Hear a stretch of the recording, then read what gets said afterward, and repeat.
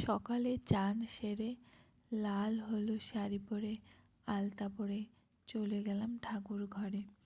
ঠাকুর ঘরে গিয়ে মা সব কিছুই রেডি করে রেখেছিল। ঠাকুরকে চান করিয়ে জামা কাপড় পরিয়ে সব কিছু করিয়ে রেখেছিল।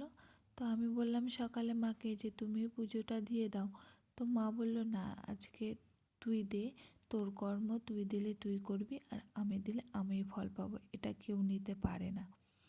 তোরটা তোর কাছে থাকবে, আমারটা আমার কাছে থাকবে, তা তোর কর্ম তুই কর, আমার কর্ম আমি করব। তো এখানে এই যে তাহলে আমি বললাম তাহলে ঠিক আছে আমি করে নিচ্ছি। তারপরে এখানে তুলসী পাতা চরণে দিয়ে দিলাম, নারায়ণ বাবার চরণে পুষ্প আর তুলসী পাতা সব ঠাকুরের চরণে দিয়ে দিলাম। দেওয়ার পরে তারপরে এখানে ছিন্নি প্রসাদ, যেহেতু নারায়ণ বাবার পূজা, ছিন্নি প্রসাদ তো দিতেই হবে। তো এখানে কলা, আটা, চিনি, দুধ, ঘি, মধু সব দিয়ে দিলাম। আর এখানে না আটা ছেঁকছিলাম, আমি আটাটা ছেঁকেই দিই, কারণ কোনো সময় না আটার মধ্যে একটুখানি পোকা থাকে, তার জন্য আমি সবসময় আটাটা ঝেঁকেই দিই। তো তারপরে এই যে এখানে সব কিছু দিয়ে সুন্দর করে কর্পূর বাতাসা সব দিয়েছি, দিয়ে সুন্দর করে মাখিনি, ওইভাবেই দিই। আমরা তো পরে মাখি, আমরা ওইভাবেই দিই।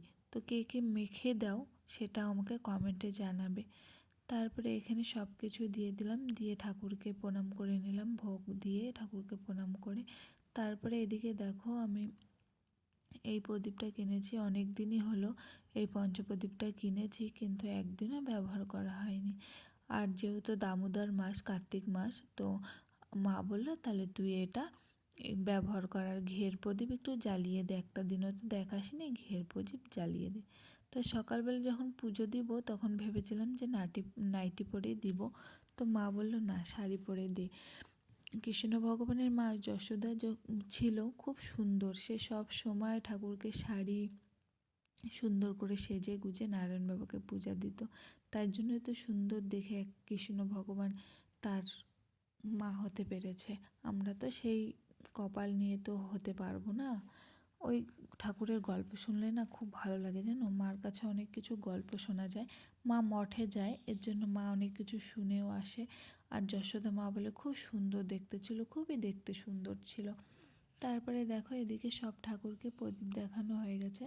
তারপরে প্রদীপের যে এটা নিলে শরীরে ব্যথা ট্যাথা কমে যায়, মনও ভালো থাকে, তাই মা সবাইকে দিয়ে দিচ্ছে। দেখো সত্যি কথা বলতে কি বলতো, পুজো দিলে না মনটা দেখবো অটোমেটিকলি খুব ভালো হয়ে যায়, মনটাও ভালো লাগে, সারা দিন মনটাও খুব ভালো লাগে।